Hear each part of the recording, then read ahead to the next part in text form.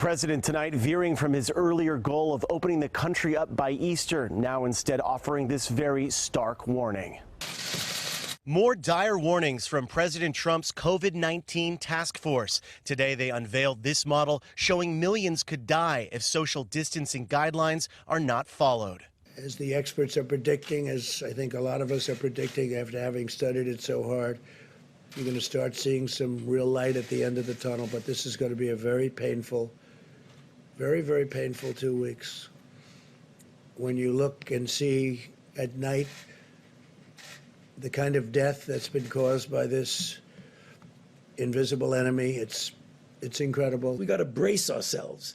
In the next several days to a week or so, we're going to continue to see things go up. There's no magic bullet.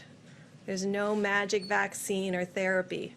It's just behaviors. Dr. Deborah Birx praised California and Washington state leaders for being ahead of other states in issuing stay-at-home orders. California, a week before New York or New Jersey, really talked to their communities and decided to mitigate before they started seeing this number of cases. As cases of the coronavirus surge across the country, several major U.S. companies have stepped up production of ventilators, face masks, and other personal protection equipment. But governors from states large and small say they are still unable to secure the medical supplies they need. New York Governor Andrew Cuomo. It's like being on eBay with 50 other states, and now FEMA is bidding on top of the 50. Governor Cuomo dealing with grim images like these, bodies being moved into makeshift morgues, a daily ritual and a stark reminder of COVID-19's toll on the nation's largest city. Health officials are looking for hospital space anywhere they can.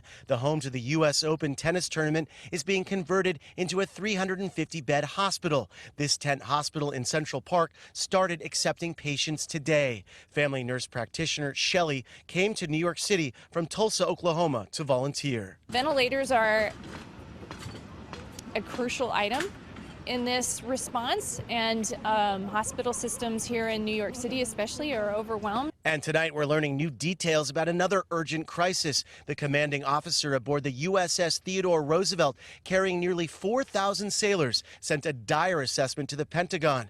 Docked in Guam, it's estimated nearly 100 sailors are infected and the number is growing. In a letter made public today, Captain Brett Crozier said if necessary, we go to war with the forces we have and fight sick, but we are not at war. Sailors do not need to die, adding keeping crew members on board is an unnecessary risk. He's asking for the aircraft carrier to be evacuated and cleaned, taking one of the most valuable assets of the U.S. military offline. The virus is also taking a toll on healthcare workers. In Boston, nearly 400 staffers tested positive for COVID-19 at 4 of the city's largest hospitals. Daniel Lamas is a critical care physician at Brigham and Women's Hospital, where more than 100 have been infected. By being healthcare workers, we're not actually able to do what's being recommended to the rest of the country, which is stay at home. Long-term care facilities are facing a crisis too. More than 400 facilities nationwide have infected residents. Among the 2 dead at Gallatin Nursing Home in Nashville,